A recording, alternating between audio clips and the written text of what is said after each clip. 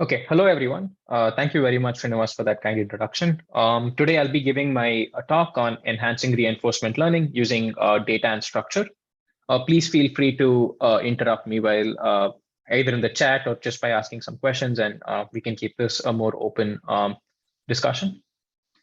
So yeah, so reinforcement learning in the past few years has seen a lot of success. It started off in 2015 with DeepMind coming up with an RL agent to play Atari games. This was further enhanced with DeepMind coming up with agents to play the game of chess or Go, and it also beat the world champion in the game of Go. Furthermore, recently we have had more success in reinforcement learning again in games with Sony AI coming up with agents to play Gran Turismo in the recent release, and also with Google coming up with reinforcement learning for chip placement problems. And also, there have also been works in trying to, develop new matrix multiplication algorithms by DeepMind in 2022, as well as reinforcement learning has been extensively used in recommender systems by Netflix, Microsoft, and Yahoo. So reinforcement learning algorithms, as we have seen before, have been very successful, but the success has been constrained to only structured or very simulated environments. And the success of reinforcement learning algorithms in the real world is quite limited. And this can be attributed to some of the challenges that reinforcement learning algorithms face. And these challenges include learning in sparse reward environments, because what happens is that reinforcement learning algorithms find it very hard to learn in environments where you don't have very good feedback. Second, reinforcement learning algorithms take a lot of samples to actually learn or even adapt to new environments. Further, it is not clear how do we learn in a distributed fashion without actually sharing data in reinforcement learning. So how do we develop reinforcement learning algorithms to address these challenges? So this has been like the overarching goal of my PhD. So how do we do this, right? So in many real world applications, we may have access to some additional information about the problem that we intend to solve. And this information can be in the form of demonstration data. For example, you may have data collected by humans in an autonomous vehicle kind of scenario where you have driving data collected by humans, or you may have data from some legacy policy that has already been implemented. For example, if you take like a communication system, you may have some legacy policy that has been implemented in the communication system, and then you have some data collected using that, right? Or in some situations, you may have some structural information about the problem. Like you may know some information about the dynamics of the problem, or you may know that the current problem is similar to the one that you've seen in the past. And can we use such information, such side information in the form of demonstration data or structure to develop reinforcement learning algorithms that can take advantage of this information and aid the learning process or enhance the learning process? Okay? So that's been my that's the way we try to solve some of the problems that I mentioned in the previous slide. So what will I be speaking about in this talk? So in this talk, I'll be talking about developing reinforcement learning algorithms that, number one, learn in sparse reward environments using demonstration data for guidance. This is a work that we presented at ICLR in 2022. And second, I'll be talking about reinforcement learning algorithms that are able to exploit structural similarity amongst sparse reward environments and use data to adapt quickly to them. And if time permits, I'll also be talking about how do we learn when data is distributed across multiple agents, and how can we learn in a distributed fashion without actually sharing data. Okay? So before I move on, I'd like to present some reinforcement learning basics so that we are all on the same page. So reinforcement learning in general can be formulated using the Markov decision process framework, or the MDP framework. It consists of a set of states S, a set of actions A, a transition kernel P. So what is the transition kernel? It basically denotes the probability of transitioning to a state S dash by taking action A in a state S. A reward function R, which tells you what is the reward or feedback you get for taking an action A in state S. And a reinforcement learning episode progresses as follows. You start off with some initial state S naught, you take an action A naught, you get a reward. And as a consequence of your action A naught in the state S naught, your state changes and you move on to a state S1 where you take an action A1 and you get some reward, and this process continues. Right? So what is a policy pi? A policy pi in reinforcement learning is a function that maps states to a distribution over actions. A policy can be thought of as a rule book where it tells you what actions or what distribution of actions to take in a particular state. And the goal of reinforcement learning is essentially to find a policy that maximizes the infinite horizon discounted reward, which is essentially the average. It is generally denoted by the term J, JR of pi, where R is the reward function and pi is the current policy. It is essentially the average cumulative discounted reward obtained by following policy pi in the environment. And similarly, we can also define what's called the value function. So the value function of a policy pi at state S is essentially the average cumulative infinite horizon discounted reward obtained starting from state S and following policy pi thereafter. And the action value function, or the Q function, is basically the average infinite horizon discounted reward obtained by starting at state S, taking action A and following policy pi after that. Right? So what is the advantage function? So the advantage function is something that we'll come across many times in different reinforcement learning algorithms. So the advantage function essentially tells you what is the advantage of taking action A in state S. It is denoted as a difference between the Q function and the value function.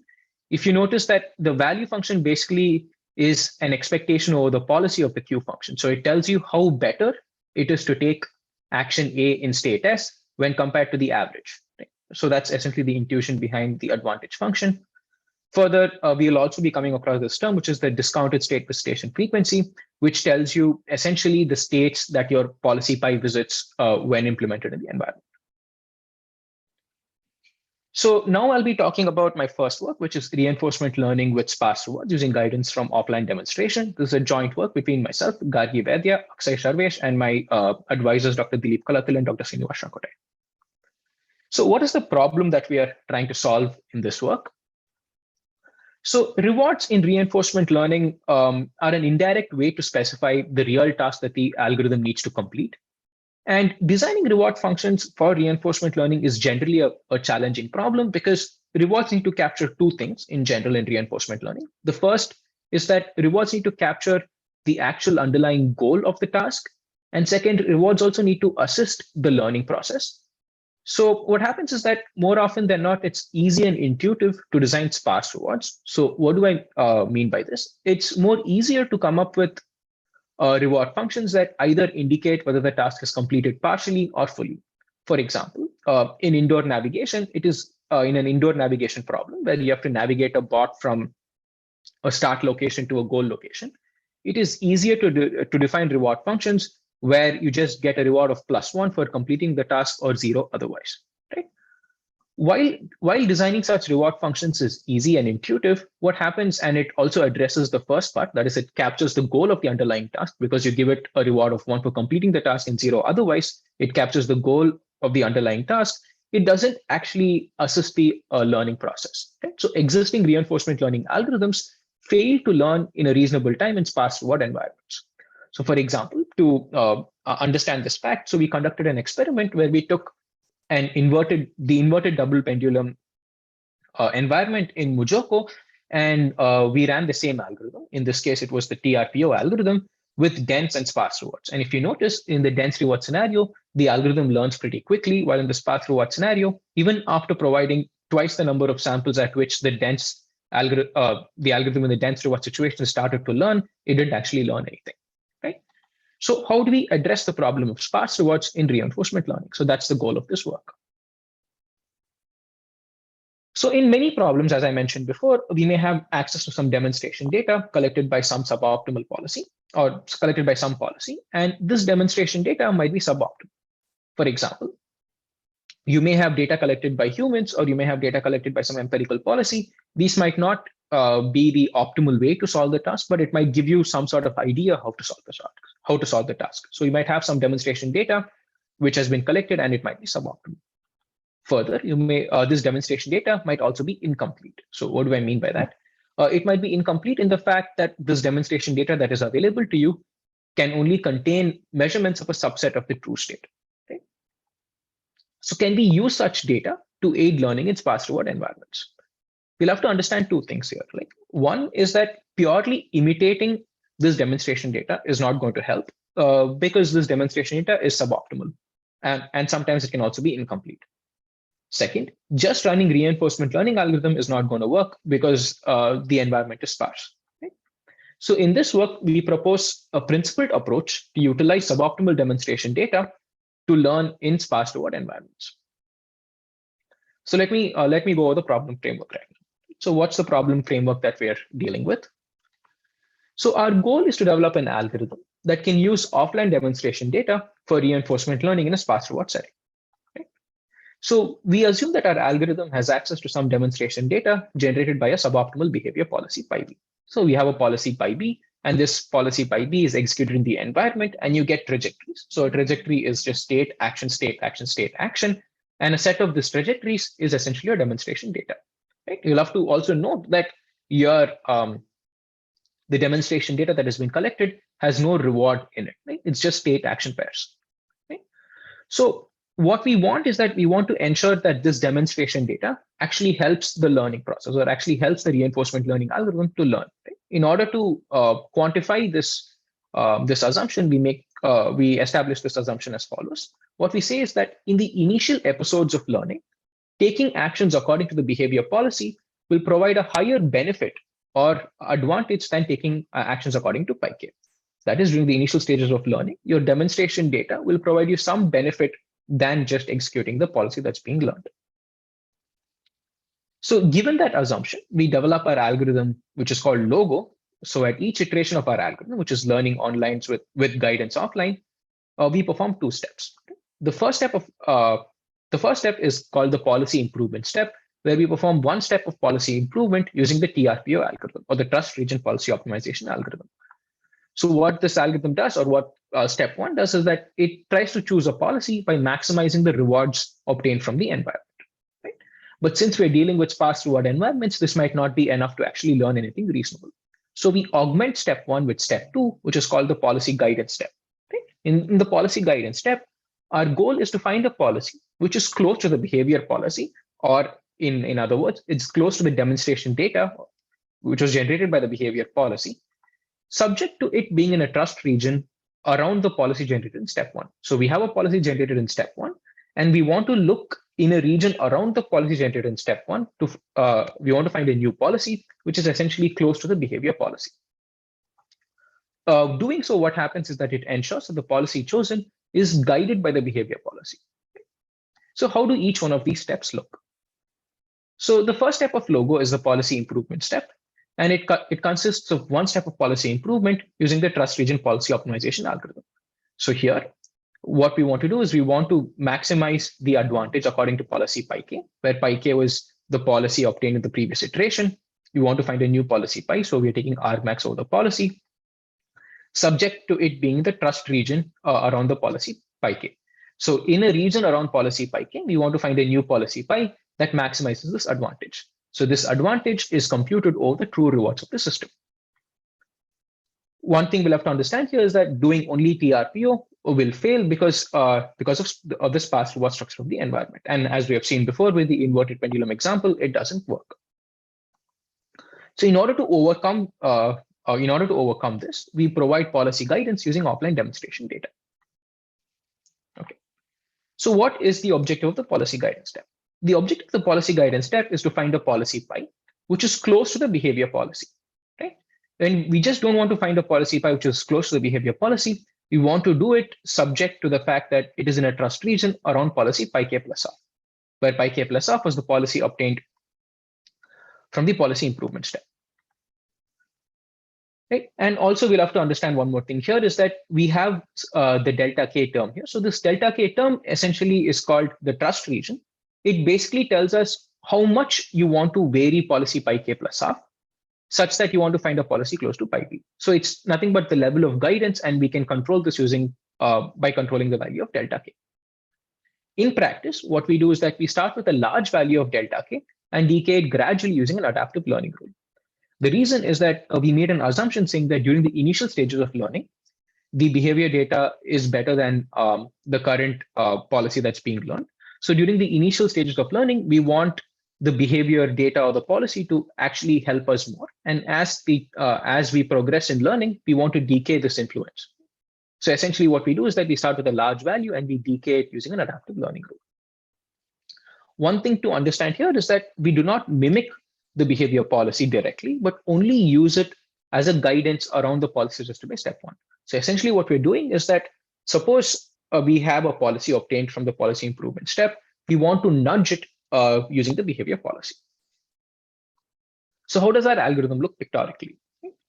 So in each iteration of our algorithm, let's say we start off at pi k and we do one step of policy improvement. Right? Now, since we are doing this type of policy improvement in an environment that consists of sparse reward, this may not be in the direction of the optimal policy pi star. Here is pi star. So now we have our policy pi k plus half. So then we do one step of policy guidance step. Right? So what does the policy guidance step do? The policy guidance step guides or nudges the behavior policy pi k plus half in the direction of pi b, where pi b is the behavior policy. And what we do is that we do this step, we continue doing this over and over again. And what happens is that as we move forward, we start to decay the influence that we move towards pi b. Because if we don't do that, what will happen is that we'll end up at pi b and not pi star, which is not what we desire. Right? And then what happens is that once we start getting some reward from the environment, we tend to decay the influence of the behavior policy, which essentially means that we start moving in the direction of pi star because we're trying to optimize using the rewards obtained from the environment. So what are the theoretical guarantees that we can provide for our algorithm? Right? So we initially made an assumption as follows, which is essentially that taking actions according to the behavior policy is better than taking actions according to policy pi k during the initial stages of learning. And suppose the theorem is as follows. Suppose our policy pi k and pi k plus half are related by the policy improvement step, and policy pi k plus half and policy pi k plus 1 are related by the policy guidance step. Then we have the following. Right? If pi k plus half satisfies our assumption, the assumption is what I described before, we have the following performance improvement. So JR of pi k plus 1 is the performance of policy pi k plus 1, and JR of pi k is performance of policy pi k, and this is lower bounded by the following terms. The first term is essentially the improvement to the policy improvement step, and the second term is essentially the improvement to the policy guidance step. So the improvement to the policy guidance step has two terms. The first term is the advantage to the behavior policy, and the second term is essentially the distance to the behavior policy. It's essentially the distance between the policy pi k plus 1 and the behavior policy pi b. And if you notice that the objective of the policy guidance step is essentially trying to minimize this value. So this when we minimize this value, it essentially maximizes this lower bound. So which essentially means that we're actually going to get policy improvement. So where are we right now? Right. So we initially described why learning in sparse reward environments is a challenging problem. And we came up with Logo, and we mentioned that Logo has two steps. The first step of Logo is a policy improvement step done using rewards from the environment. The second step is the policy guidance step, which essentially nudges the policy obtained from the policy improvement step towards the behavior policy. And we have also shown that our algorithm works theoretically. So how do we implement Logo, or what are the challenges that come with implementing Logo? So the policy improvement step of Logo can be implemented using the TRPO framework because it's essentially just a TRPO algorithm. So the challenge comes in implementing the policy guidance step. So what is our policy guidance step? The policy guidance step is as follows. And what are the challenges involved in implementing this algorithm practically? First, it requires sampling from the policy that's being optimized by, right? And this is hard to compute. So what we do is that in order to solve this, we formulate the policy guidance step as a reinforcement learning problem with a policy dependent reward function. And once we complete this formulation, we derive a surrogate function that upper bounds are objective, and we essentially minimize the surrogate function. Right. The second challenge that comes here is that this algorithm or this objective here requires the knowledge of the behavior policy pi b, which we do not have in many scenarios. So we approximate this using samples, and that is done using a discriminator. So I'll delve into this details further. So what we mentioned is that we can solve the policy guidance step by essentially formulating as a reinforcement learning problem. So what we do is that we formulate the policy guidance step as a reinforcement learning problem with a policy dependent cost function. That is, suppose we define our cost function or reward function to be C pi, where C pi of S comma A is the log of pi of S comma A divided by pi B of S comma A. Once we do so, we can similarly define other quantities such as J, V, Q, and A. Because now we have a reward function, we can essentially define what the value function is, what the Q function is, what the infinite horizon discounted reward is, and what the advantage function is. So if we do so, what we claim is that solving the reinforcement learning problem with this particular cost function is akin to minimizing d pi kl. Right? Why is that so? This can be seen using a very simple lemma. So we just we calculate what j c pi is of policy pi, and this can be expanded as follows. It's essentially summing the infinite horizon discounted reward obtained by following policy pi in the environment with reward c pi. That's essentially this. We can rewrite this using the state visitation frequency, which is essentially this, and policy pi, and then just rearranging terms, we essentially get the d pi kl. Right? So the challenge, or why we need to develop a surrogate objective, is that it is hard to take gradient of this term d pi of s, right? Because gradient of policy pi is easy to obtain because it's essentially our neural network, but taking gradient with respect to d pi of s is hard because we do not know any closed form expression of that. So what we do is that we want to get rid of this term d pi of s, and that's why we develop a surrogate objective. So what do we do? So the policy guidance step that I mentioned before can be replaced by the surrogate objective. I'm not going to go over the derivation of the surrogate objective. We can take it offline if anyone has questions on how we do so.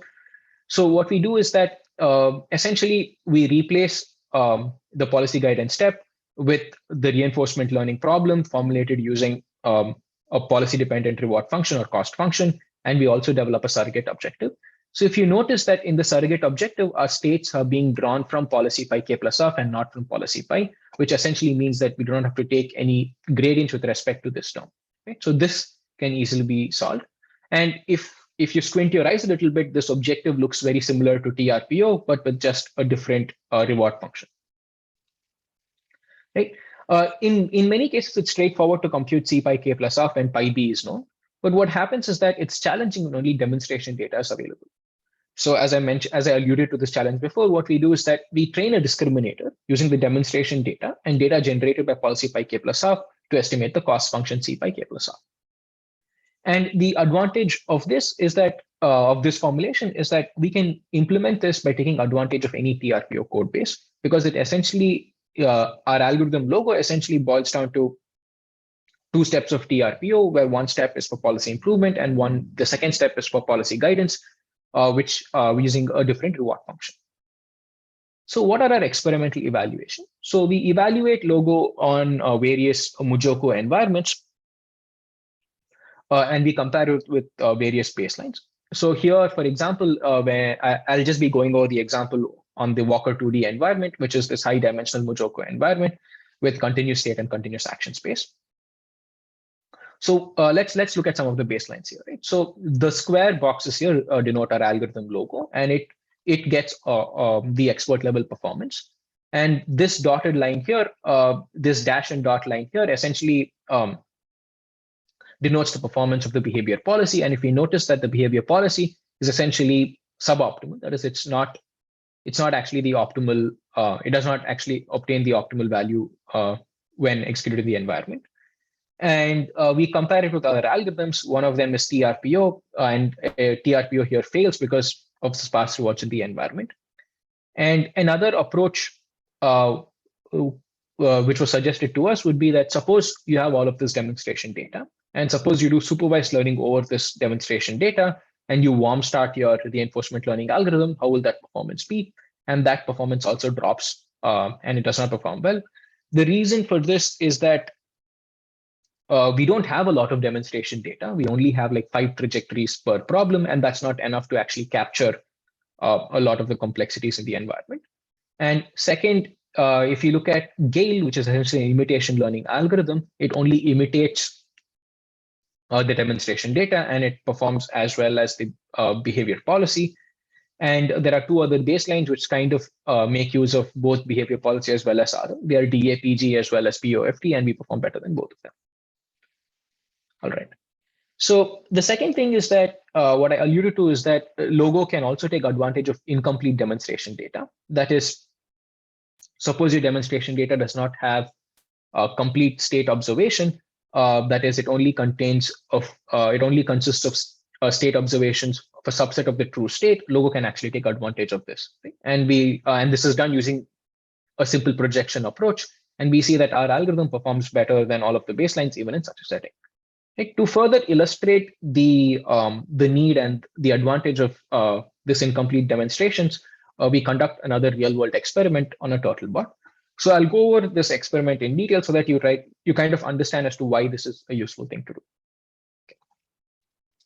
So the goal in this experiment is to train an agent to reach a goal by avoiding an obstacle. Okay? You start at a particular state, and there's an obstacle in front of you. You want to avoid that obstacle and then reach your goal. Okay? And we do this on a turtle bot. So a turtle bot is this small differential drive robot. And the state that we have is that we have its relative x position, its relative y position, and it's relative to the goal. So it basically tells you how close you are to the goal in the x direction, how close you are to the goal in the y direction, and what's your orientation to the goal in the phi. So phi is the angular orientation. And in addition to this state information, we also have the 2D LiDAR scan. So the 2D LiDAR scan essentially tells you how close are objects to you in a 360-degree view. And we simplify this to a smaller range because of training needs. Right? So what are our actions? So our actions in this environment, in this setting, are essentially the linear and angular velocities of the turtle bot. Right? So what is the reward? So we give the agent a reward of +1 if the goal is reached. We give the agent a reward of -1 if it collides, and we give it a reward of 0 otherwise. So it's a very sparse reward environment. So in order to enhance learning in this environment, what we do is that we generate a behavior policy using a low fidelity kinematic simulator only for waypoint tracking.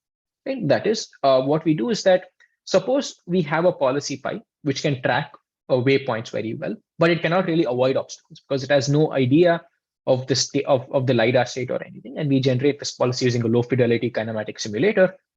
And we'll have to also understand that this behavior policy has no idea it does not have LiDAR in its state space. So it has no idea on how to avoid any obstacle. But what it does possess is that this behavior policy possesses some crucial information on how to track waypoints. So because it knows on how to track waypoints, but it doesn't know how to actually avoid obstacles. So the question that we try to answer is that, can we use this suboptimal demonstration data? Because you'll have to understand that this behavior policy is suboptimal in this obstacle avoidance environment because you have an obstacle in front of you, right? Can we use this behavior policy that possesses this crucial information to aid an obstacle avoidance and goal reaching task in an environment? Right? So what we do is that we train our algorithm on Gazebo, which is this high fidelity simulator, which has LiDAR data in it. And we see what happens. And we also evaluate our algorithm in the real world. So what we notice is as follows, right? So on the left here, if you notice, this is the behavior policy. So the behavior policy, as I mentioned before, has no idea that there's an obstacle in it because it does not have any LiDAR information in state space. So when there's an obstacle in it, it just goes and collides with it. Right? So we also train TRPO in the same environment, and TRPO fails to learn because the environment has fast rewards. It's not able to actually come up with a policy that's able to avoid the obstacle and reach the goal point. But if you notice, our algorithm Logo is able to take advantage of this behavior policy, even though it's suboptimal, and learn in the sparse reward environment and actually avoid the obstacle and then reach the goal. Yeah. So what are the key takeaways from this work? The first is that learning in sparse rewards is actually a very hard problem.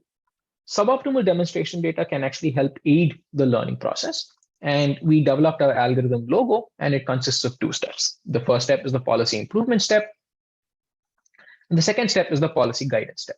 And we also showed that our algorithm can be extended to the incomplete observation setting. And what's the key line of Logo? It's that when designing reward functions is hard, it's easier to use sparse rewards and demonstrations. And these demonstrations can also be suboptimal.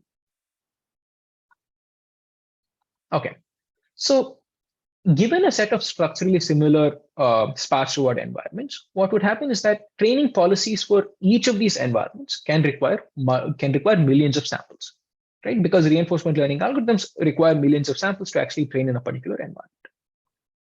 Can we somehow exploit the fact that these environments are actually structurally similar? Can we make use of the fact that like we have a set of structurally similar environments? Can we make use of the fact that these environments are actually? Oh, there's a question. I have a question in terms of network size. In general, according to the paper, all experiments use a tool. What if we have smaller or larger networks Okay, so the question is that in all the experiments in the previous paper, we used neural networks of size 128 cross 128. What if we had smaller or larger networks compared to that? Have you tested by chance? We have not tested by using a different neural network size, but the algorithm would still work. But what might change is that you might have to tune the learning rates a bit in order to work with different neural network sizes. So it again depends on the complexity of the problem that you're trying to solve. At least in our work, we didn't really need to use networks of smaller size. But I think now that you point out, I think for the Turtlebot experiment, since the environment was simpler, we actually used a smaller neural network, but I'll have to check with that. But yeah. Yeah, I think that should answer your question. Oh, no worries. Yeah, no worries. Yeah. Okay. So can we somehow exploit the fact that these environments are structurally similar? Right? So what we would like to ideally do is that we would want to use the experience gained from solving similar tasks to adapt to other tasks quickly. Right? Further, can we make use of demonstration data to enhance the learning process? So the next work I'll be presenting is this work called Enhanced Meta-Reinforcement Learning using demonstrations in sparse reward environments. This is a joint work between myself, Sapna Chowdhury, Jaewon Kim, and my advisors, Dr. Dilip Kalathil and Dr. Srinivas Chakotai. All right. So before I move on, I'd like to provide some basics of meta-learning. So what is meta-learning? So meta-learning is a machine learning framework where we are given a set of tasks T1, T2, T3 up to Tn, and we want to learn a new task t-test with only a few gradient steps. Okay? So that's our goal. And what's the assumption that we make? The assumption is that the tasks are similar and are drawn from the same task distribution. What this means is that T task is not exactly one of the tasks T1 to Tn, but is very similar to tasks T1 to Tn. Okay? So can we come up with a machine learning framework that can basically learn the task t-test with only a few gradient steps? Similarly, what is meta-reinforcement learning? So meta-reinforcement learning, these tasks correspond to environments that differ in their dynamics or they differ in their reward function. And here data again corresponds to essentially trajectories collected by policies. So I'll be going over a meta-learning framework in this slide. So what is meta-learning? Meta-learning is essentially given data for tasks T1 to Tn. We want to learn to solve a new task T-test with a few gradient steps. And in this work, we focus on model-agnostic meta-learning framework, which is essentially a MAML framework, which is the algorithm is essentially called MAML.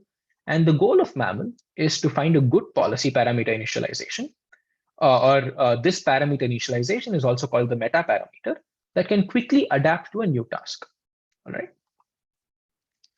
So what does it consist of? So our MAML algorithm basically consists of two steps. So the first step is called the task-specific adaptation. So what is task-specific adaptation is that we have our meta policy or the policy parameter initialization theta k, and this theta k is executed on an environment. So we execute this in an environment, and once we execute in an environment, we collect data from the environment, and we use this data to adapt to it. Right? Suppose we take this algorithm, we take the meta parameter theta k, execute an environment 1, and we collect some data, and we use this data to basically take a gradient, basically update the loss, and then modify theta k to theta k comma 1. So this theta k comma 1 is adapted to environment 1.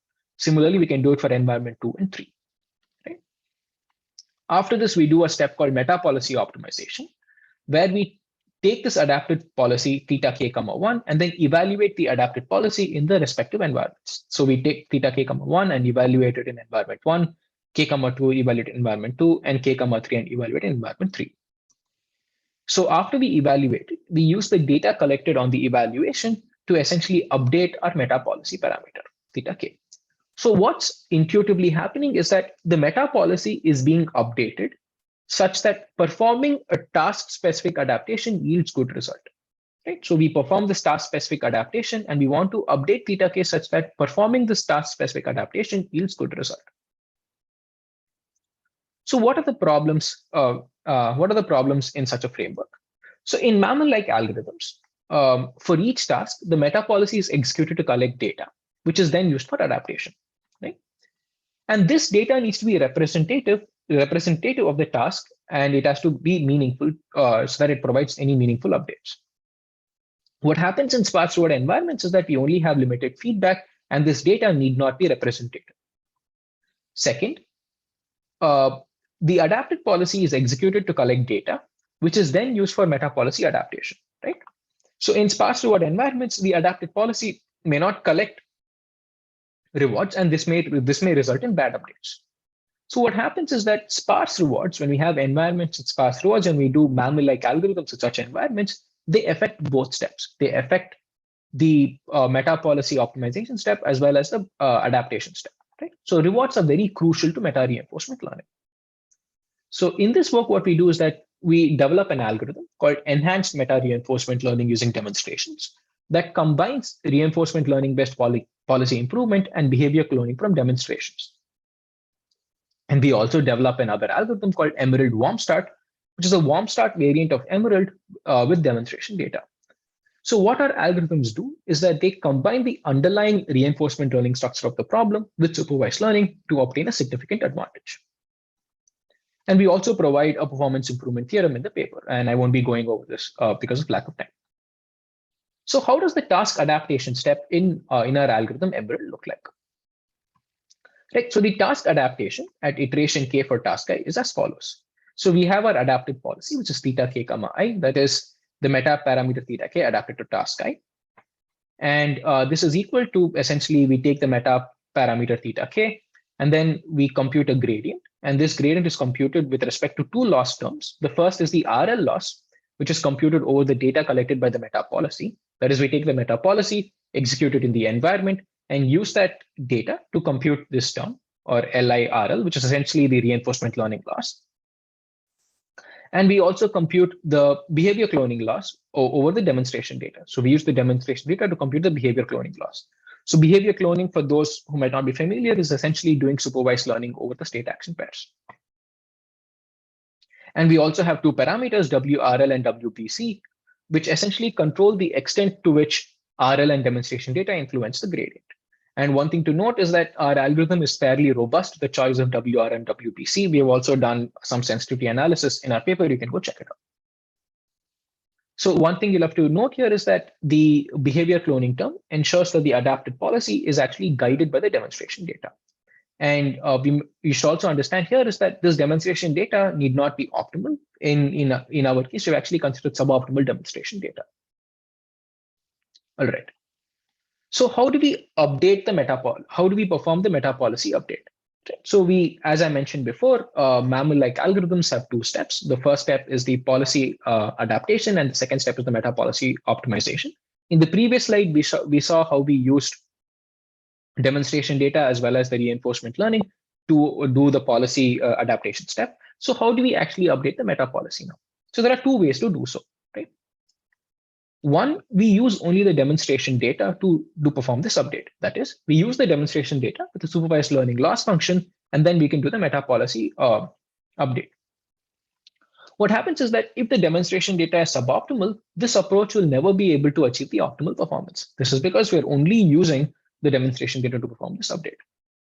Second, can we make use of reinforcement learning rewards here?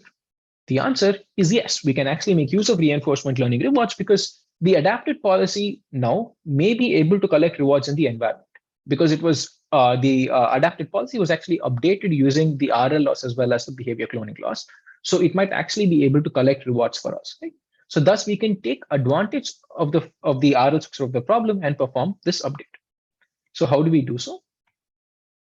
we compute our meta parameter theta k plus 1 as follows. Here we just use the reinforcement learning loss over the adapted policy. That is, we execute the adapted policy in the environment, um, we collect data from it, and that data is called dval, which is essentially the data collected by the adapted policy. And then we perform this update. And this meta policy update can be we perform it using using TRPO. And as I mentioned before, we provide a performance improvement theorem in the main paper. So one thing to does this work also have the same ANN size 128, 128? I am not too sure. I don't think so. I can check and get back to you. You should probably take a look at the paper. Yeah. Okay. All right. So we provide essentially a performance improvement theorem in the main paper for this approach. So one thing to notice here is that here we take a gradient with respect to theta, but theta does not appear on the right hand side. On the right hand side here, but only theta k comma I appears, right? So this theta k comma I essentially can again be expanded as this, which is theta k minus this whole term here, and theta appears here. So this theta appears inside the gradient term here. So essentially then what happens is that we are taking gradient of a gradient. So we're actually computing a Hessian product here. So that is one thing that you'll have to note about meta learning or MAML kind of algorithms. Okay, all right. So what are our experimental evaluations? Okay. So we evaluate the performance of Emerald and Emerald warm start on tasks that differ in their reward functions first. So for example, we consider the point 2D example, which is a simple goal reaching environment where the rewards are only available in a small region around the goal. So we have, let's say, 12 goals here, and the reward is only available in the small region around the goal. And one thing to observe here is that the goal location is not part of the state. So the agent, when it starts the episode, it does not really know where the goal is. So what the agent should do is that it should actually collect data in this environment such that it is able to interpret where the goal is. And once it interprets it, then adapt the policy using this data such that it reaches the goal. So there are two steps here. So you have this environment where you don't know where the goal is. You have to execute your policy in this environment, collect data to figure out where the goal is, and then adapt your policy and then reach the goal. So there are these two things that happen here. And in order to aid learning, we use suboptimal demonstration data. If you look at it, our demonstration data is suboptimal in the fact that we add action noise. And also none of our trajectories actually reach the goal or even the reward reaching region. They terminate before that. So in order to demonstrate our algorithm, we train on a small set of tasks with suboptimal data. And we evaluate the adaptation performance on a set of unseen tasks. That is, let's say we train on these 12 tasks and we evaluate on a set of tasks which are actually not seen in the training data set. So how does our performance look? We actually perform pretty well, and we are able to quickly adapt to the testing task with just one step of adaptation and just one trajectory of demonstration. So if you look at this graph here, this is essentially the adaptation performance. So we're able to quickly adapt to this new task with just one gradient step. Right? And here we show our performance during training. And here we can see that Emerald and Emerald warm start learn really well, while MAML fails to learn because of sparse rewards. MetaBC is an algorithm where we perform supervised meta reinforcement learning or supervised MAML on just the demonstration data. And that also does not perform well because it only imitates the suboptimal demonstration data. Lastly, GMPS is also another baseline that we compare with, which is an algorithm that makes use of demonstration data in the meta policy optimization step. And because this demonstration data is suboptimal, it also performs badly. So we also evaluate the performance of our algorithm on the Turtlebot, but here we do on tasks that differ in their environment dynamics and have sparse rewards, right? So what we do is that we train our meta policy on a range of tasks that differ in their dynamics and simulation. And what we do is that we test our algorithm in the real world on a Turtlebot experiencing an unknown or unseen dynamics. So what's the intuition behind this approach? So suppose you want to navigate in an environment where some wind is blowing, but your agent does not really know as to what's the direction of the wind that's blowing or what's the velocity of the wind that's blowing.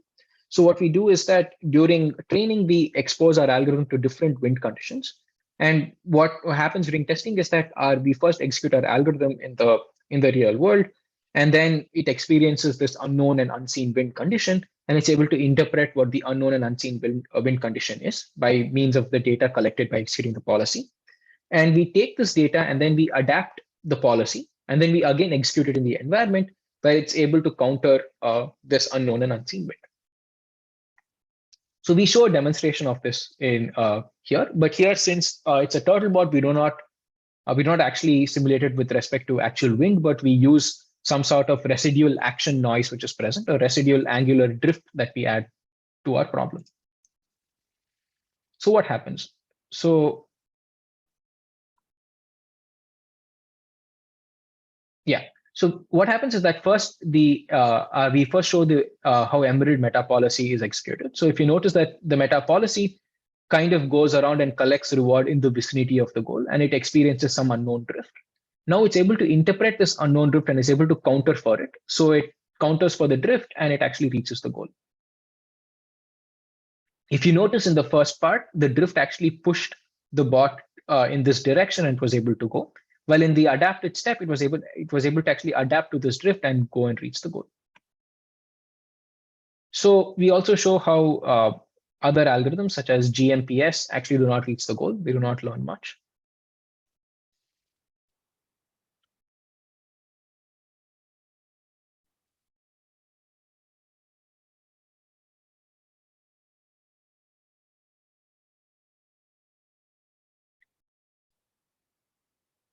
And we also execute MetaBC, which is supervised learning over just the demonstration data. And since it's suboptimal, it does not really reach the goal as well. And yeah, so manual also does not go. It actually goes out of boundary, and then we allow it to go there as well, but it again doesn't reach the goal. Yeah. Similar, but our algorithm, Emerald, also reaches the goal. It's able to counter the drift in the environment.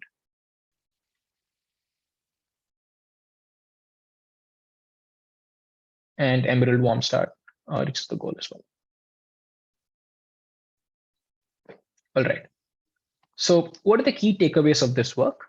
So sparse rewards affect both the policy adaptation as well as the meta policy optimization step. And Emerald is an algorithm that we propose, and that combines reinforcement learning based policy improvement and behavior cloning from demonstration. And we've seen that it works for tasks that differ in their dynamics as well as rewards. Right? So Emerald is an algorithm that can enhance meta reinforcement learning using demonstration. I think I have 10 minutes. Srinivas, do you want me to go over the next work, or do I stop here? Yeah, you can. We have enough time to do. Yeah, why don't you do at least an overview? We do have 10 minutes, so you can. Okay, cool. Okay, I'll do an overview. Okay. Thank you. So where are we, right? So we've seen that data can aid learning in sparse reward environments. And second, we've also seen how data and structure can actually aid in rapid adaptation to sparse reward environments. Right? So all of these experiments involve data gathering and training in a centralized setting.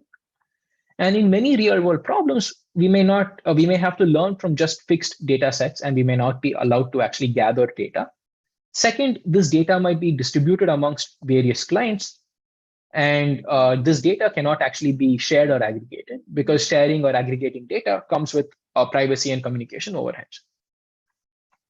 So how do we learn in such a situation when data is distributed amongst various clients without actually sharing data?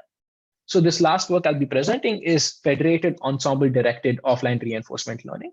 This is a joint work between myself, Nitin Raghotaman, and my advisors, Dr. Dilip Kalakil and Dr. Srinivas Rakote. So before I move on, I'd like to give a brief overview of like offline reinforcement learning. So in online reinforcement learning, our goal is to learn the optimal policy through environment interactions. Okay? So in offline RL, we want to learn the optimal policy using a historical or fixed data set without actually interacting with the environment. So we are not allowed to interact with the environment, but rather we must learn from this fixed data set. So offline reinforcement learning is actually a very promising paradigm in many real-world applications, such as autonomous vehicles, recommendation systems, power systems, etc., because we have a lot of historical data in these settings, And sometimes it's actually interacting with the environment can be expensive or very unsafe, right?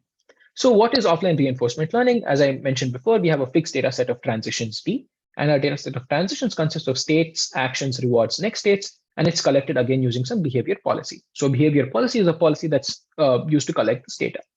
Right? Our learning agent interacts with this fixed data set and tries to learn. So a major challenge in offline reinforcement learning is essentially this idea known as distribution shift, which occurs because of the difference between the state actions visitation frequency between the learned policy and the behavior policy PIB. So what do I mean by that? So suppose we take this helicopter landing or control problem, and suppose we have demonstration data collected in this circular region, right? And we have our learning algorithm, which is learning using this collected demonstration data. And somehow it goes out of the state actions visited by the demonstration data, and it goes to states which are not seen. So when these algorithms go to states that are not seen in the demonstration data, they don't really know what action to take here, right? So when they make a mistake, and this mistakes can be catastrophic. So what happens is that because because of the difference in the state action visitation frequency of the data collected and the data visited by the current policy, this can lead to erroneous Q-value estimations of state action pairs not seen in the data set. So what offline RL algorithms do is that they use some sort of regularization with respect to the behavior policy and essentially ask the policy that's being learned to stay close to the behavior policy. All right. So what is the offline reinforcement learning algorithm that we focus on? In this work, we focus on an offline reinforcement learning algorithm called TD3BC, which is essentially a behavior cloning regularized version of TD3. So TD3 is the state of the art of policy reinforcement learning algorithm. So the TD3BC objective consists of two terms. So the first term is essentially the TD3BC term, TD3 term. So this essentially maximizes the rewards obtained in the environment. And the second term is a regularizer or a penalizer, which essentially says that take actions which are similar to the ones seen in the dataset. Because you don't want to take actions that are not seen in the dataset because you don't really know the consequences of those actions, right? So TD3BC consists of a learning agent which interacts with a single bucket of data. So what happens when we have data which is distributed across multiple servers, and how do we learn without actually combining this data or sharing this data? So this approach has actually been studied in supervised learning, and it's this concept known as federated learning, where federated learning is a collaborative machine learning framework where multiple clients learn under the coordination of a central server. Here, each client's data is stored locally, and it's actually not exchanged with a centralized server. So what happens is that clients essentially use their local data and learn using their local data. Instead of sharing the data, information about the client's models are shared, right?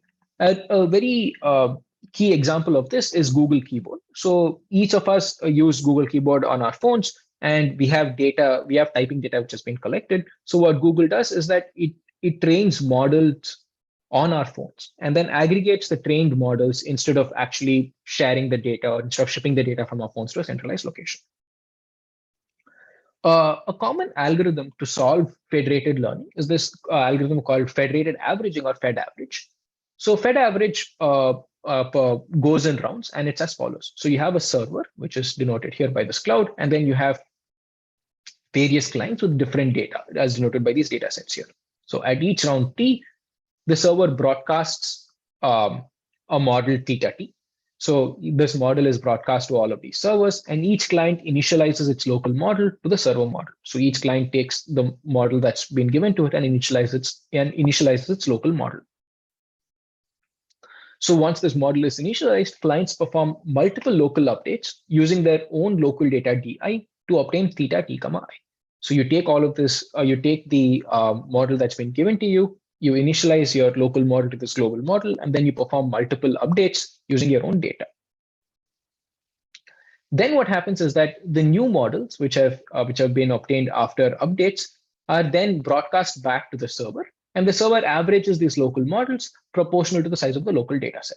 So you have models theta I coming from client I, and you average these model, and you do not do a direct averaging, but you do a weighted averaging, where this weighted averaging is proportional to the size of the data set that you have. So the idea is that if a user has a large data size, so that means that has more accurate data, so that's used to update. So what is federated offline reinforcement learning, and what's the problem framework? So in federated offline RL, we have a set of clients N, and each client I has an offline data set DI, right? And this DI is generated according to some behavior policy.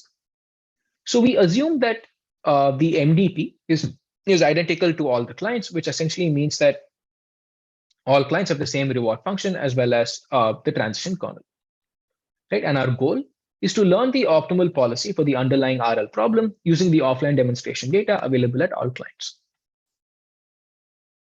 Okay, so what's the naive way of solving this problem? Right? The naive way of solving this problem is essentially combine federated averaging with TD3BC. So what does this involve? So the local objective of each client is TD3BC, and in each round of federation, clients perform multiple local updates, and then they get a new policy, and this policy is averaged by the server, and it's again broadcast in the next round. Right. So is such a federation strategy sufficient to collaboratively learn a good federated policy? That's the first question. And second, is federation even necessary in offline RL? So we would like to answer these questions, and so we conduct a simple experiment to do so. So what's our setup? Right? So our setup consists of 10 clients, where we have 5 clients which have expert data and 5 clients which have medium data. So what do I mean by that? By expert data, I mean data collected by an expert policy, which is a SAC policy or a soft active critic policy trained up to completion. And 5 clients having medium data, I mean is that they have data collected by a suboptimal behavior policy for the same task. Right, and each client only has 5,000 data points, which is not a lot. And we run our experiments in this scenario. So the first thing that we observe is that just learning using the local data fails, right? Because the reason it fails is that you don't really have enough data to learn. Second thing that we observe, and which is very important thing that we observe, is that in offline reinforcement learning, suppose hypothetically we are allowed to combine all of the data and learn in a centralized setting, that also fails. Right? This is mainly because the distribution shift is kind of exacerbated when you combine multiple behavior policies. And this is some effect which has been seen in previous works as well. Right? So combining all data as well fails, and we cannot actually do so because that's an hypothetical condition. Right?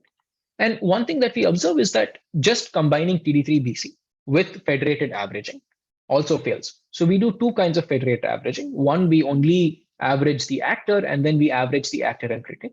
And we observe that doing so fails, doing so just fails, right? And we see that the performance is actually worse than actually learning using individual data. So here, this is the performance on using performance of a policy learned using individual medium data. And we see that doing federated learning here actually performs worse than that, which is really a bad thing, right? So what we do in this framework is that we basically come up with our algorithm, which is called Fedora, that actually works in this scenario, and it achieves good results. I think I'm out of time, so. Yeah, we are running a little late. You want to finish up quickly? Yeah. Okay. So yeah. In any case. Yeah. Let me just quickly finish up. So what are the issues with federated and offline RL? So the first issue that we identify is something known as ensemble heterogeneity. That is, performing offline RL with clients having heterogeneous data yields an ensemble of policies of different qualities because the data set present at each client is of different qualities. And we want to crucially capture this collective wisdom rather than just average them. So that's the first problem. Second is that training a critique, right, using only your local data makes your critique pessimistic to just the local data that you have. And ideally, what we would want is that we'd want clients to take advantage of other clients present in the system. So essentially, we want clients with good data to help clients with bad data as well. So how would we develop a critique that leverages the wisdom of the crowd? So yeah, and the last issue with this approach is this idea of data heterogeneity. So in federated averaging, what we observed is that clients perform multiple local updates once they initialize their policy.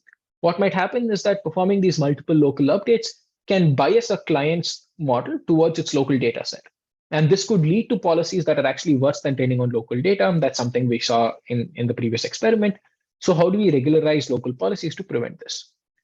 So there are three main reasons why naive federation fails. The first one is the ensemble of policies of different qualities. Second is that we need critiques that take advantage of other clients pressing the system. And third is that local policies may be biased towards the local policy may be biased towards the local data set. So we develop an algorithm called Fedora, which is the first general federated offline learning algorithms for client with heterogeneous data. So our algorithm actually addresses all of these issues. Yeah. Anyway, I'll go to the experiment section to just see as to where this will be useful. Right? So we consider this real world scenario where, okay, yeah, for sure, yeah. So we consider this real world scenario.